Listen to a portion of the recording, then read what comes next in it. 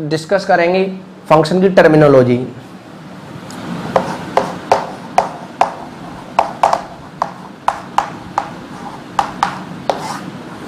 कुछ ऐसे terms discuss करने वाला हूं जो इस पूरे चैप्टर में यूज होने वाले। मैं उन टर्म्स के मतलब आपको समझाता जाऊंगा। अभी हम फंक्शन पे जाने से पहले कुछ बेसिक टूल सीख रहे हैं, कुछ ऐसे नाम सीखेंगे, उन नामों के मतलब समझेंगे जो कि आगे फंक्शन में काफी यूज होने वाले हैं। अगर आपको उन नामों के अच्छे से मतलब समझ में आ जाएंगे तो ये चैप्टर काफी इजी हो जाएगा आपके लिए। तो पहला नाम आता है इंटरवल। इंटरवल्स, पहले इंटरवल्स को जान लें क्योंकि हम यहाँ पर डोमेन रेंज के जितने भी आंसर देने वाले होते हैं वो सभी के सभी इंटरवल्स की फॉर्म में देते हैं। अब देखें इंटरवल्स क्या है। इंटरवल एक सेट है। देखो पूरी दुनिया में दो टाइप के सेट होते हैं, एक तो कंटिन्यूअस सेट और एक डिस्क्रीट सेट। ये जो इंटरवल्स हैं वो कंटिन्यूअस सेट में आते हैं। कंटिन्यूअस सेट क्यों कहते हैं, क्या इनका मतलब, वो आप इधर देखें।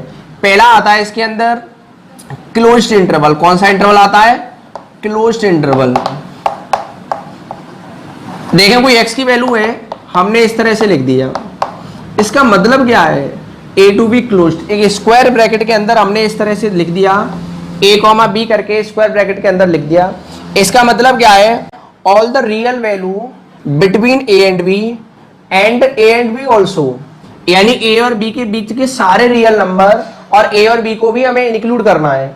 a और b के बीच के सारे रियल नंबर और a और b को भी हमें इंक्लूड करना है। All the real numbers between a and b and including a and b also. इसको अगर हम सेट बिल्डर फॉर्म में लिखें तो इसको ऐसे लिखते हैं, x belongs to R such that x lies between a and b, x also equals to a and b।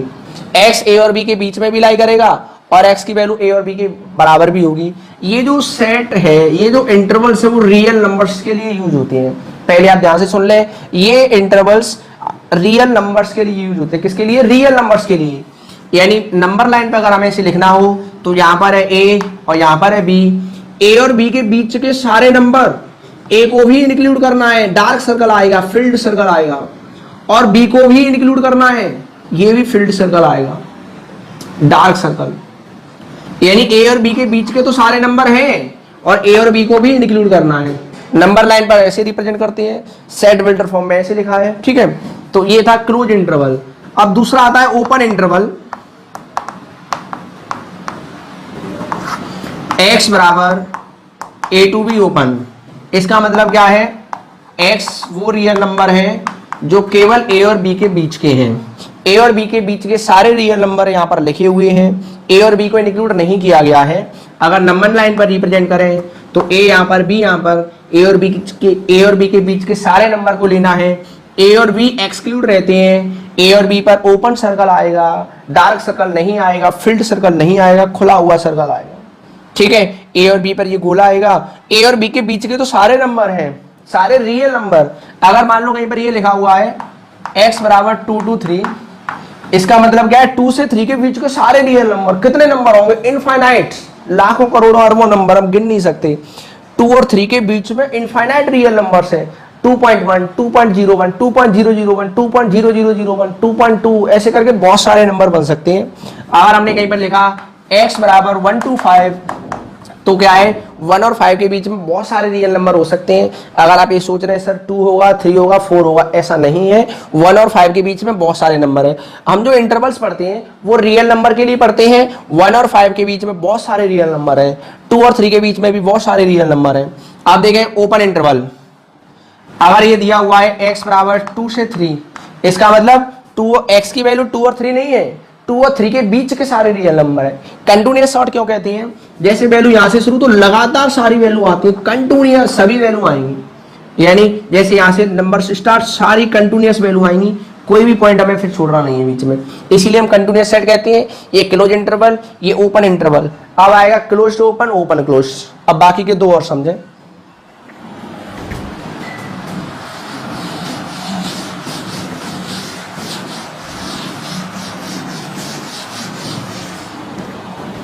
तीसरा है open closed. Open closed x बराबर दिया है इस तरह से, यानी a और b के बीच के सारे रियल नंबर हैं, लेकिन b को इंक्लूड करना है, ए एक्सक्लूड रहेगा। इसका मतलब क्या है, एक्स वो रियल नंबर्स हैं जो ए और बी के बीच में आएंगे और बी के बराबर भी आएगा। अगर हम इसको नंबर लाइन की बात करें तो ए और एक है बी, ए और बी के बीच के सारे नंबर आएंगे, ए को नहीं लेना, बी को लेना है। जहां ये वाला स्क्वायर ब्रैकेट होगा, जहां ये इक्वलिटी होगा, वहां पर डार्क सर्कल आएगा, फिल्ड सर्कल आएगा, यानी उस पॉइंट को इंक्लूड किया गया है। एक आएगा ये open close, close open, X बराबर, इसको ऐसे लिखते हैं x belongs to R such that A और बी के बीच की वैल्यू, x की वैल्यू a के बराबर है, b के बराबर नहीं है। नंबर लाइन की अगर बात की जाए तो a और b, a को इंक्लूड किया गया है, b को इंक्लूड नहीं किया गया है, बीच के सारे रियल नंबर आएंगे। इस तरीके से लिखते हैं। एक चीज और ध्यान रखें, जब भी हम इस तरह लिखते हैं, चाहे ये वाला इंटरवल हो, चाहे ओपन इंटरवल हो, या ये वाला लिखा हो, इन सभी में ए और बी में बी वाला नंबर बड़ा होगा। यानी हम ऐसे बोल सकते हैं 1 से 4, ऐसा नहीं कि 4 को इधर लिख दें 1 को इधर लिख दें, यानी ये जो ए है वो बी से हमेशा छोटा होता है। प्रॉपर मेथड यही है। दूसरी चीज, अगर इन्फिनिटी आ जाए या माइनस इन्फिनिटी आ जाए तो हम हमेशा ओपन इंटरवल यूज करते हैं। इन्फिनिटी और माइनस इन्फिनिटी पर हम ओपन इंटरवल यूज करते हैं। ये हमने टर्मिनोलॉजी में पहला पॉइंट समझा, इंटरवल। अभी मैं इसमें भी 10 चीजें बताने वाला हूँ। ये अभी हमने केवल पहला पॉइंट समझा है, इंटरवल। ऐसे ही मैं 10 टर्म्स डिस्कस करने वाला हूँ, फिर हम फंक्शन की स्टडी करेंगे। अभी दूसरा पॉइंट आता है डोमेन। अभी मैं केवल नाम का मतलब समझा रहा हूँ, आगे डोमेन के बहुत सारे क्वेश्चन आने वाले हैं, डोमेन फाइंड करने के तरीके आने वाले हैं, बहुत बड़ी सीरीज स्टार्ट होने वाली है ये। अभी मैं केवल नाम बता रहा हूँ। मैं पहले भी बता चुका हूँ, वो हमने मैपिंग अंडे बनाने वाली फॉर्म भी बताई थी, वहां पर भी बताया था जो पहले एलिमेंट है वो डोमेन होंगे। अगर ये लिखा हुआ है function is defined from a to b, तो ये वाला सेट डोमेन होगा। अगर ऑर्डर्ड पेयर की फॉर्म में लिखा है तो पहले वाले एलिमेंट का सेट डोमेन होगा। अगर एनालिटिकल फॉर्म में लिखा है y बराबर एफ एक्स करके दिया है तो x की जो भी वैल्यू होंगी वो आपका डोमेन होगा। तो ये जो डेफिनेशन है वो मैं पहले से बता चुका हूं आपको, ऑलरेडी टोल्ड। डेफिनेशन में पहले बता चुका हूं। Domain is the set of all possible value of x for which we get real value of y। Domain x की उन सभी पॉसिबल वैल्यू का सेट है जिनके लिए y की हमें रियल वैल्यू मिलेगी, जिनके लिए फंक्शन डिफाइन होगा। अब मैं ग्राफिकली डेफिनेशन बताता हूं कि ग्राफिकली कैसे पता चलेगा। अगर फंक्शन का ग्राफ बना दिया जाए तो कैसे पता चलेगा कि डोमेन क्या है। अब मैं ग्राफिकली डेफिनेशन देखें, एनालिटिकल डेफिनेशन बता दिए, निकालने के तरीके आगे आने वाले हैं। देखें इधर ग्राफिकली डेफिनेशन क्या है। Domain is the portion of x-axis which is covered by graph.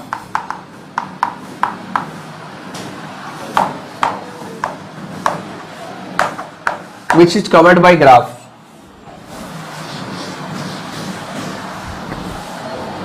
Domain क्या है? एक्स एक्सिस का वो पोर्शन है जो ग्राफ द्वारा कवर किया जाता है। एक दो एग्जांपल से देखो आप। एग्जांपल 1, अगर कोई फंक्शन इस तरह से है, यहां पर ये पॉइंट 1 है, यहां पर ये पॉइंट 2 है, ये वाई एक्सिस, ये एक्स एक्सिस, ये ओरिजिन, यहां पर भी कुछ वैल्यू है, मान लो 1 मान लिया, यहां पर भी कुछ वैल्यू 5 मान लिया। फंक्शन का ग्राफ दिया है, मैंने कहा बच्चों डोमेन बताइए। तो डोमेन क्या है?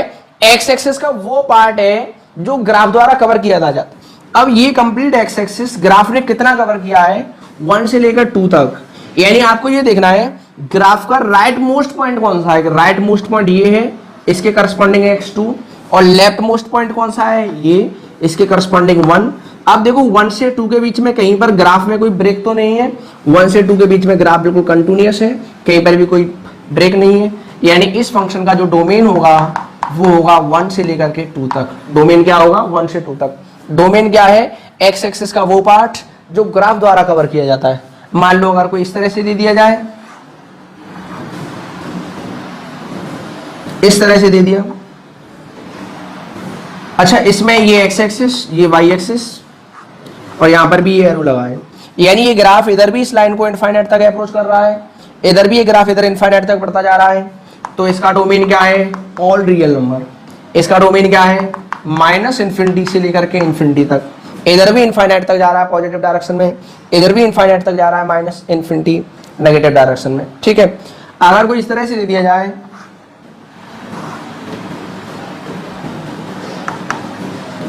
तो इसका ग्राफ, इसका डोमेन क्या होगा, एक्स एक्सिस पे देखो ये कितना पार्ट कवर कर रहा है, तो इसका डोमेन होगा माइनस इन्फिनिटी से 4 पे क्या लगेगा, क्लोज। अगर यहाँ ओपन होता तो ये पॉइंट हटा दिया जाता। मान लो कोई इस तरह से ग्राफ दिया हुआ है,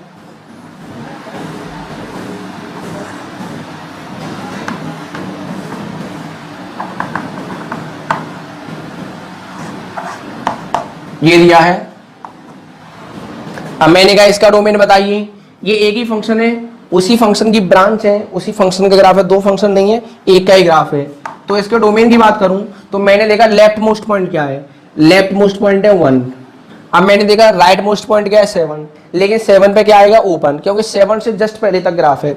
अच्छा, मैंने देखा क्या 1 से 7 के बीच में कोई ऐसा पॉइंट है जहां पर ग्राफ ब्रेक हो रहा है, जहां पर ग्राफ नहीं हो, यानी ऐसा कोई एक्स का पॉइंट है जिसके लिए वाई नहीं आ रहा हो। तो मैंने देखा 3 है, 3 पर ना तो हमें यहां पर मिला, या फिर यहां पर भी डार्क हो जाता, यहां पर भी नहीं है, यानी 3 के लिए फंक्शन डिफाइन ही नहीं है।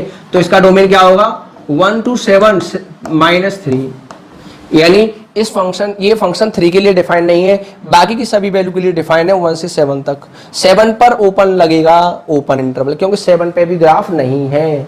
ठीक है, ये था डोमेन। दूसरा पॉइंट, ऐसे ही मैं 10 बातें आपको बताने वाला हूं। अब देखो तीसरी बात, तीसरा पॉइंट देखिए, रेंज। रेंज क्या है, रेंज भी मैं पहले ही बता चुका हूं, ऑलरेडी टोल्ड, लेकिन मैं यहां पर ग्राफिकली डेफिनेशन देने वाला हूं। पहले मैं बता चुका हूं, अगर y बराबर एफ एक्स है, जो y की वैल्यू है वो रेंज होगी।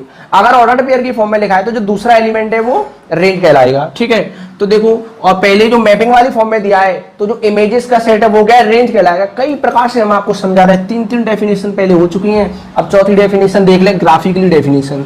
तो ग्राफिकली डेफिनेशन इसकी क्या है, देखो उधर ग्राफिकली क्या है, जो वाई एक्सिस का जो पोर्शन है जो ग्राफ कवर करेगा वो रेंज कहलाएगा। डोमेन में क्या था, एक्स एक्सिस वाला वो पार्ट जो ग्राफ द्वारा कवर हो रहा था वो डोमेन था, लेकिन रेंज में क्या है, range is the portion of, range is the portion of y axis, range is the portion of y axis which is covered by graph. Range वो पोर्शन है जो ग्राफ द्वारा कवर किया जाएगा, वाई एक्सिस का वो पोर्शन है, range Y axis का वो पोर्शन है जो ग्राफ द्वारा कवर किया जाएगा। देखिएगा, कोई ग्राफ इस तरीके से बना हुआ है,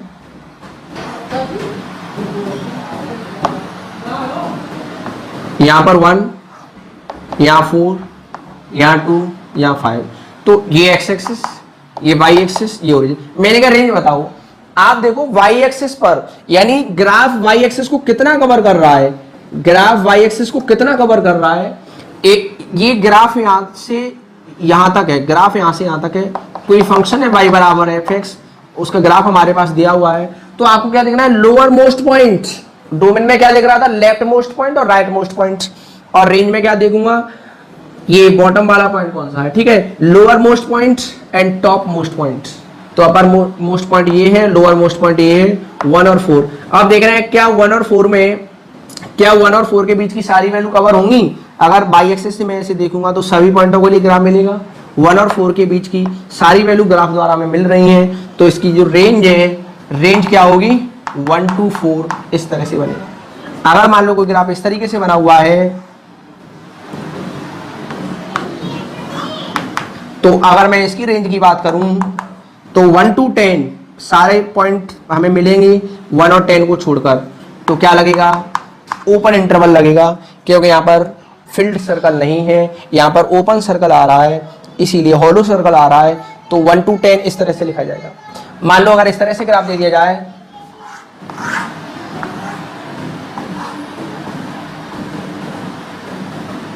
इस तरह से ग्राफ दे दिया गया, और यहां पर कोई वैल्यू है 1, यहां है, और यहां पर 2, 3, और यहां पर दिया मान लो 7।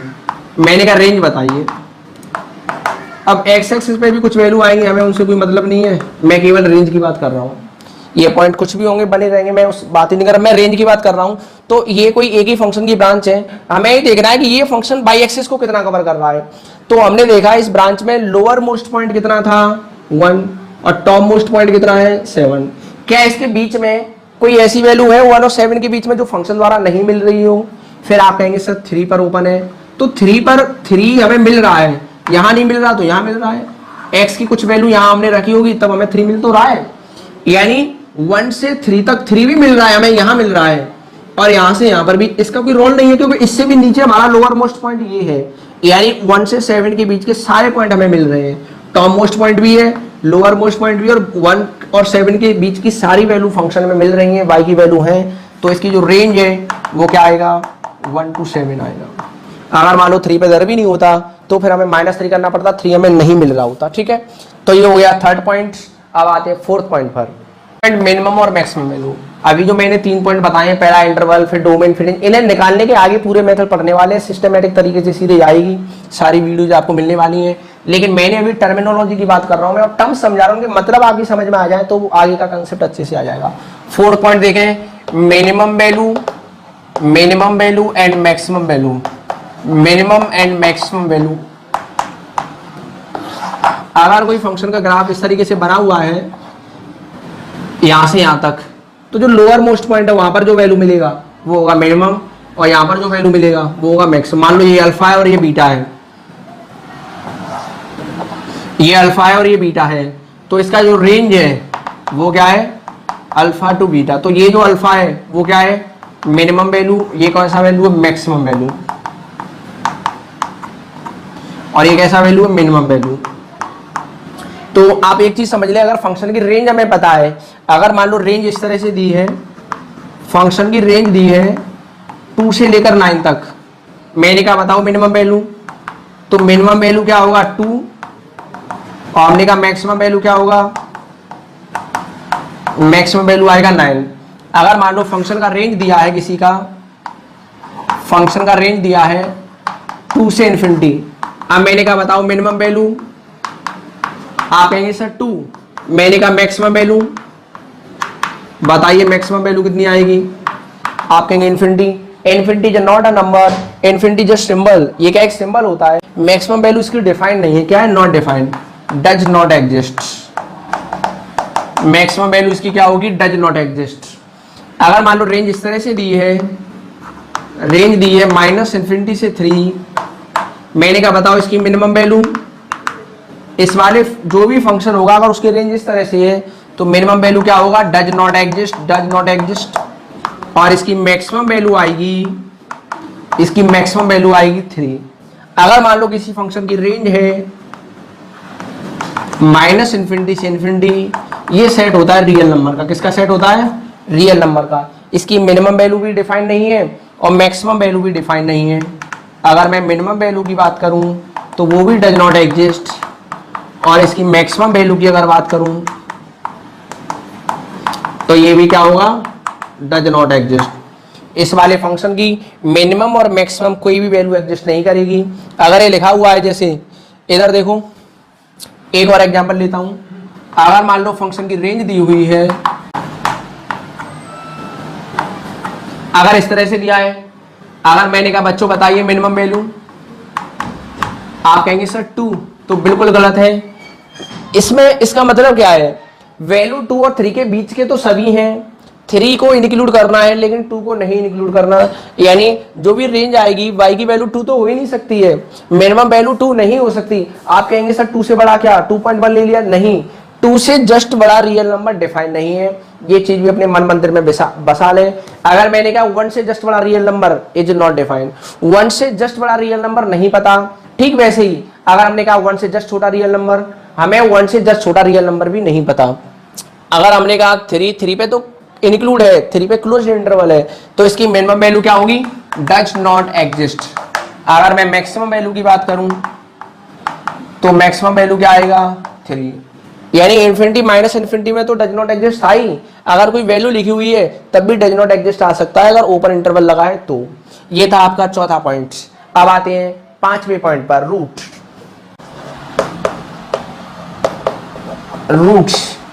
मान लो कोई फंक्शन दिया है y बराबर एफ एक्स, कोई फंक्शन दिया है y बराबर एफ एक्स, अगर x की किसी वैल्यू के लिए फंक्शन जीरो बन जाए, अगर x की कुछ वैल्यू रखने पर y की वैल्यू जीरो आ जाए, तो x की जो वैल्यू होगी वो क्या कहलाएगा, इसका रूट कहलाएगा। मान लो x बराबर 8 x equals to a, y बराबर 0, x की वैल्यू a रखने पर y जीरो आ जाए, then x equals to a is a root of f x. x की वैल्यू a पर y की वैल्यू जीरो आ जाए, यानी a कॉमा जीरो कहां पर होगा, ये पॉइंट x एक्सिस पर होगा। तो इससे मैं क्या कह सकता हूं, ग्राफिकली इसकी डेफिनेशन दे सकता हूं, रूट इज x कोऑर्डिनेट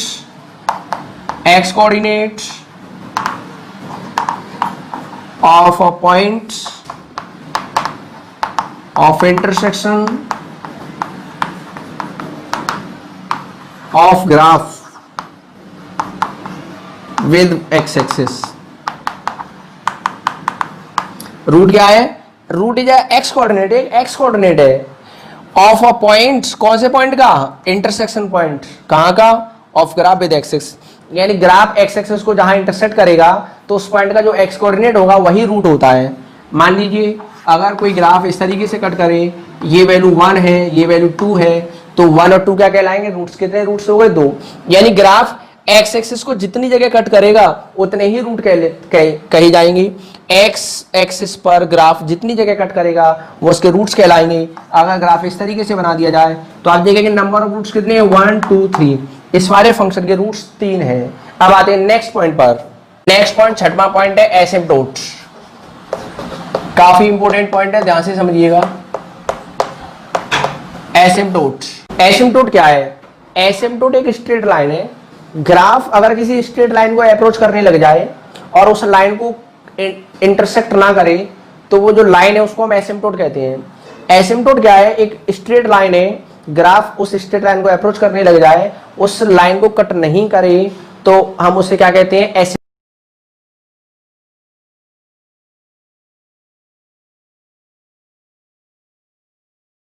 एसिम्पटोट क्या है, एक स्ट्रेट लाइन है।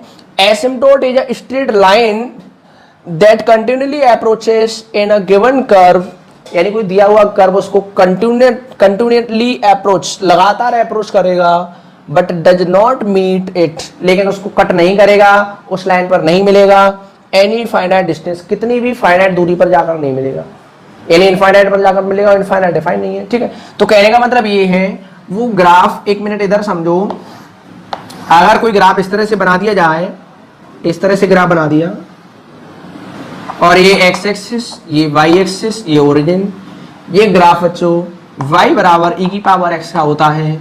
आगे इन डिटेल सारे ग्राफ बताऊंगा, बिल्कुल बेसिक से एडवांस चलेगी ये सीरीज।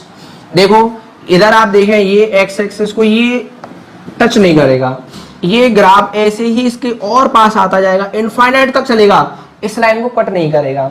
तो x एक्सिस क्या है इसका, x एक्सिस एसिम्पटोट है। x एक्सिस क्या है, इस वाले ग्राफ का e की पावर x का एसिम्पटोट एक स्ट्रेट लाइन है, वो तो सभी में एसिम्पटोट एक स्ट्रेट लाइन होता है, e की पावर x का एसिम्पटोट 1 है, यानी ग्राफ, ये कर्व एक ही लाइन को अप्रोच कर रहा है, और वो लाइन क्या है, x एक्सिस, वो लाइन क्या है, x एक्सिस।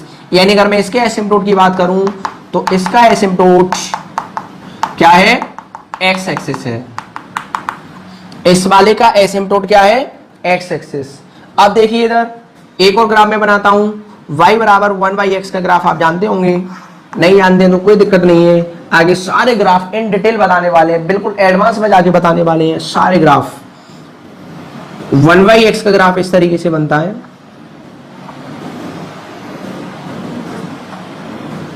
ये x एक्सिस, ये y एक्सिस, ये ओरिजिन, ये किसका ग्राफ है, y बराबर 1/x का। इसका ग्राफ अगर हम देखें तो ये x एक्सिस को भी अप्रोच कर रहा है और ये y एक्सिस को भी अप्रोच कर रहा है, यानी इसमें दो एसिम्पटोट हैं, x एक्सिस भी और y एक्सिस भी। इसके जो एसिम्पटोट हैं वो कितने हैं, दो, x एक्सिस भी है एंड y एक्सिस भी है। इसके कितने एसिम्पटोट हैं, दो एसिम्पटोट। और देखें अगर मैं y बराबर 10x का ग्राफ बनाऊं, y बराबर 10x का ग्राफ बनाऊं, तो 10x का ग्राफ भी आपने 11th में भी पढ़ा होगा ट्रिग्नोमेट्री में बच्चों। इसका ग्राफ इस तरीके से बनता है, ग्राफ वाले पार्ट तो ये हैं, ये ग्राफ का पार्ट नहीं है, मैं डॉट डॉट कर देता हूं, कोई कंफ्यूजन नहीं रहना चाहिए। ये 10x का ग्राफ बनता है, तो ये ओरिजिन है, ये x एक्सिस है, ये y एक्सिस है। आप देखो ये जो लाइन है वो क्या है, π/2, ये क्या है 3π/2, ये क्या है 5π/2, ये क्या है -π/2, ये क्या है -3π/2। इसके एसिम्पटोट कितने, इनफाइनाइट। लेकिन वो सभी के सभी एसिम्पटोट y एक्सिस के पैरेलल है, और y एक्सिस के पैरेलल लाइन की इक्वेशन क्या होती है, स्ट्रेट लाइन में पढ़ा है, x बराबर a, x बराबर कांस्टेंट, x बराबर c, कुछ भी लिख लो, x बराबर कांस्टेंट।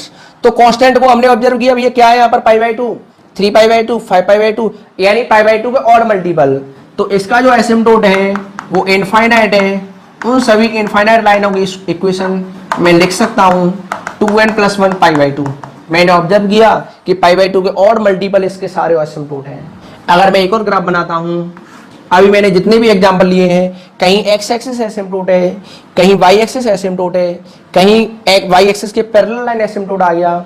अभी ऐसा भी ग्राफ बन सकता है, ये x एक्सिस, ये y एक्सिस, और ये जो लाइन है वो लाइन है y बराबर x की, और ग्राफ है आपका ये इस तरीके से। ये ग्राफ किसका है बताओ बच्चों, आगे सारे ग्राफ में डिटेल से बताने वाला हूं। ये ग्राफ होता है y बराबर x + 1y(x) का। इसके एसिम्पटोट y एक्सिस भी है, इसको भी अप्रोच करता है, ये इधर भी अप्रोच करता है, और ये वाला लाइन भी इसका एसिम्पटोट है। इसके एसिम्पटोट क्या है, एक तो लाइन है एसिम्पटोट, एक तो लाइन है y बराबर x वाली एंड y एक्सिस। क्या क्या है, एक तो लाइन है y बराबर x वाली और एक y एक्सिस।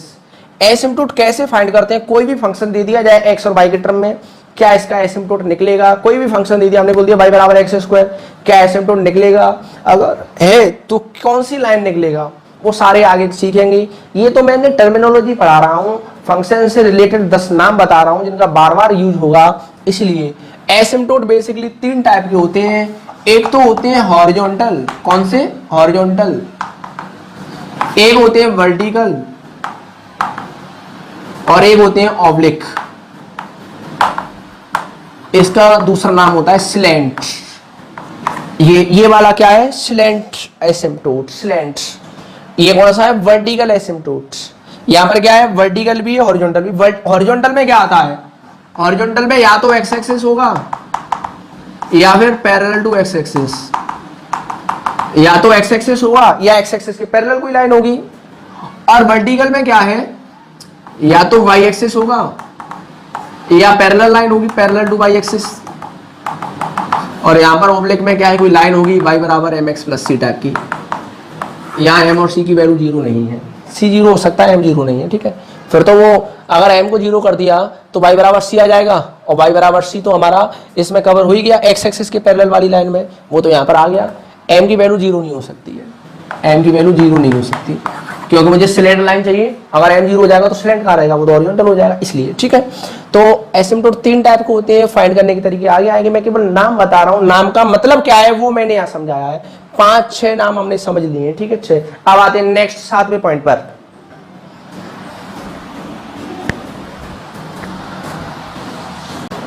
सातवां पॉइंट, बाउंडनेस।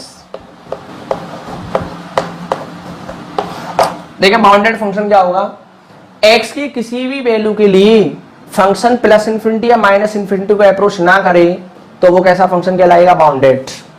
यानी f ऑफ फंक्शन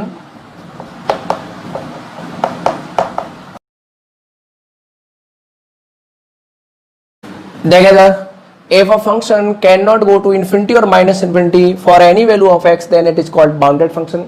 x की किसी भी वैल्यू के लिए फंक्शन इन्फिनिटी और -∞ को अप्रोच ना करे तो फंक्शन कैसा कहलाएगा, बाउंडेड फंक्शन। y बराबर sin x क्या बाउंडेड फंक्शन है, हाँ। y बराबर sin x एकदम मस्त बाउंडेड है, क्योंकि sin x की जो वैल्यू है वो -1 और 1 के बीच में रहती है। x की जगह पर कुछ भी रख दिया जाए, x की जगह पर कुछ भी रख दिया जाए, कोई भी एंगल रख दिया जाए, चाहे हाथियों का झुंड रख दिया जाए, चाहे x की जगह पर एटम बम रख दिया जाए, तब भी साइन एक्स की वैल्यू -1 और 1 के बीच में ही रहती है, यानी साइन एक्स कैसा है, बाउंडेड फंक्शन। अगर आपको दे दिया जाए y बराबर एक्स स्क्वायर, क्या है, बाउंडेड है, नहीं। अगर आपको बराबर y बराबर दे दिया e की पावर x, क्या है, बाउंडेड है, नहीं। देखिए अब 8वां पॉइंट बताता हूं मैं आपको, रियल फंक्शन। रियल फंक्शन, एक एक नाम को अच्छे से समझने, पूरे चैप्टर की अंडरस्टैंडिंग तभी आ पाएगी। या बोलते हैं अब रियल वैल्यूड फंक्शन। क्या बोलते हैं, रियल वैल्यूड फंक्शन। फंक्शन को शॉर्ट में मैं एफ लिख दिया करूंगा। रियल फंक्शन है रियल वैल्यूड फंक्शन, यानी ऐसा फंक्शन, मान लो कोई फंक्शन ये दिया है a to b, तो सिंपल सा मतलब है a और b दोनों में जो वैल्यू आएंगे, a और b जो सेट होंगे वो सब सेट होंगे रियल के। a और b में जो भी वैल्यू आएंगी वो रियल नंबर होंगी, या तो पूरा सेट आ सकता है या फिर यहाँ से कुछ एलिमेंट बिलोंग कर सकते हैं। a और b कौन से सेट आएंगे, रियल नंबर वाले सेट। तो इसको क्या बोलेंगे, हम यहाँ जो चैप्टर पढ़ने वाले हैं वो रियल फंक्शन ही पढ़ने वाले हैं, रियल वैल्यूड फंक्शन। ठीक है, अब देखें next 9 point, value of function. Value of function, अगर कोई फंक्शन दिया है y बराबर एफ एक्स, कोई फंक्शन दिया है y बराबर एफ एक्स, मुझे इसकी वैल्यू फाइंड करनी है। Value of function at x बराबर a, तो वैल्यू क्या होगी, y बराबर एफ ऑफ a। ये वैल्यू ऑफ फंक्शन है। x की जो वैल्यू है उसको यहाँ रखेंगे, तो जो वैल्यू हमें मिलेगी वो फंक्शन की वैल्यू मिलेगी, ये 9। अब हम पढ़ेंगे नेक्स्ट पॉइंट, 10वां और last point,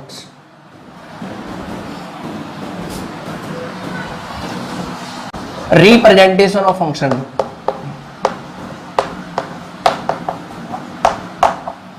representation of function. Representation of function, function को कितने प्रकार से रिप्रेजेंट करती हैं। जैसे हम सेट में पढ़ते हैं roster form, set builder form, वैसे ही फंक्शन को रिप्रेजेंट करने के 6 मेथड हैं। देखें इधर कौन कौन से 6 मेथड हैं, एक एक पॉइंट को अच्छे से समझो बच्चों। एक होता है टेबुलर फॉर्म। कौन सी फॉर्म होती है, टेबुलर रिप्रेजेंटेशन। टेबुलर रिप्रेजेंटेशन में क्या है, जो आपका इंडिपेंडेंट वेरिएबल है और डिपेंडेंट वेरिएबल है उनकी टेबल में वैल्यू लिख दी जाती है। यानी x की वैल्यू 1 रखने पर y की वैल्यू 1 मिली, x की वैल्यू 2 रखने पर y की वैल्यू 4 मिली, और x की वैल्यू 3 रखने पर y की वैल्यू 9 मिली। एक फॉर्म क्या होती है, टेबुलर फॉर्म। ये कौन सी फॉर्म है, टेबुलर फॉर्म।